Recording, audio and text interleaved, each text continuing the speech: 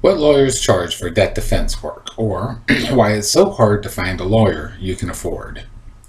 Brought to you by YourLegalLegUp.com, your advantage if you're being sued by debt collectors.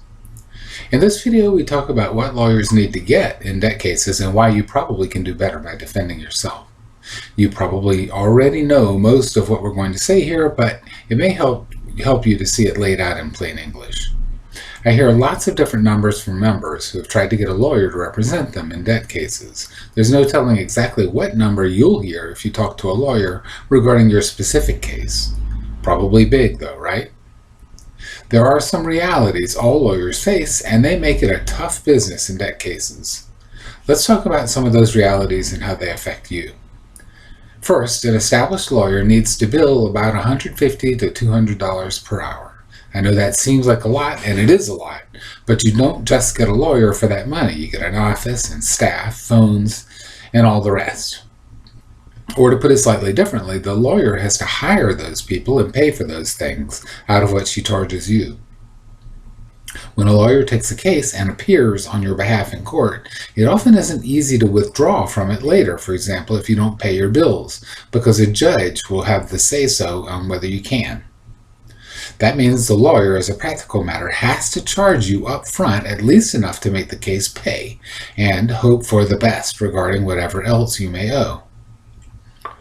Hence, a high retainer, often particularly high in debt cases because, let's face it, you're being sued because someone says you didn't pay your bills. Then there's the uncertainty regarding how much time the case will take. Good lawyers often have lots to do and lots of choices. Taking one case can mean not taking another one. And debt cases, because they vary so much, a lot of times the debt collectors don't do anything at all and just drop the case when a lawyer enters. And other times they fight a lot, so it's hard to know what's going to happen. A debt case with relatively low amounts at stake can be low on the totem pole of priorities for all those reasons. The amount at stake, no matter how much you think your case is big, is small for most lawyers, and that raises an ethical issue. Lawyers are supposed to make their fees somewhat in line with the results obtained and the time spent, of course. Does saving you from a $25,000 debt justify a $10,000 bill? Well, maybe. Although if you could afford the $10,000, you probably wouldn't be being sued. What about a $7,500 debt, though? How much fee is justified there? The average lawyer is caught between a rock and a hard spot in debt cases because doing a good job takes time. If it's a big debt, it might allow for more time, but getting the fee could be tough. If it's a small debt, it won't justify the fee. And then there's the learning curve. Most lawyers don't know debt law very well, and they don't know how much they don't know. The good ones know it could take some time to catch up. But how do they charge you for that? The bad ones don't worry about catching up. But you'll obviously pay for it, right? No free lunches in this business. We just came out with a product, the First Response Kit, that includes an answer and a first set of discovery, interrogatories, requests for documents, and requests for admissions. That took at least 10 hours to create. A lawyer working on your case would probably charge or want to charge around $1,500 to $2,000 for doing that.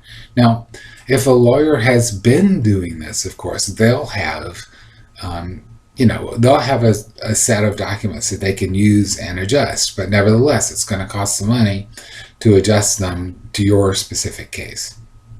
And that's why it's hard for you to get a good debt lawyer at a price that you can afford. Now let's look at it from the other side, the debt collector's side. I'm going to talk about their lawyers here. The business side is a little different, but the work against you starts with the lawyers, and they need to get paid, right?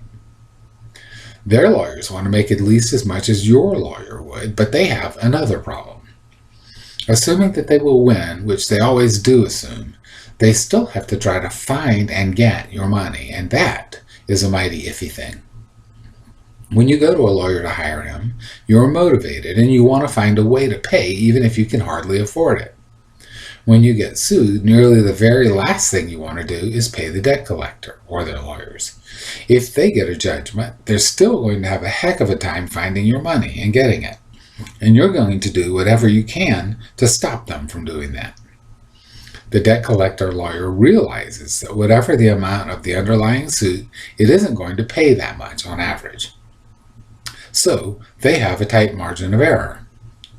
Now, to work within that margin, they automate as much as possible, and they have lots of staff that doesn't get paid much to do most of the work, but the lawyer still wants to get paid for the hours she puts in on top of paying everyone else. If you've seen my videos, you know that they manage this by filing lots of suits that are basically identical. Then they do as much work that is identical as possible, and at the same time. A lot of people, almost all of them, give up. And the debt collector lawyer makes a pretty good living. So there's the system for you. It costs you a ton to hire a lawyer to do work for you, and the debt collector lawyer can't afford to do much work on your case either. How could you ever use these things in your favor? I'm going to answer that question, although it should be pretty obvious to most people watching this video. You represent yourself. Sure, you have challenges, from scheduling for hearings to learning a bunch of new stuff, but you don't have to make $200 an hour or worry about cutting corners to justify what you charge. You get the full value of your work. And when you make the other side work, you know that you're making them worry.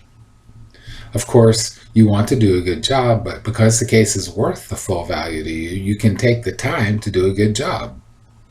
If only you could get just a little help doing some of the new stuff that you don't already understand. And you can get that help from us. Helping people protect their rights is what we do.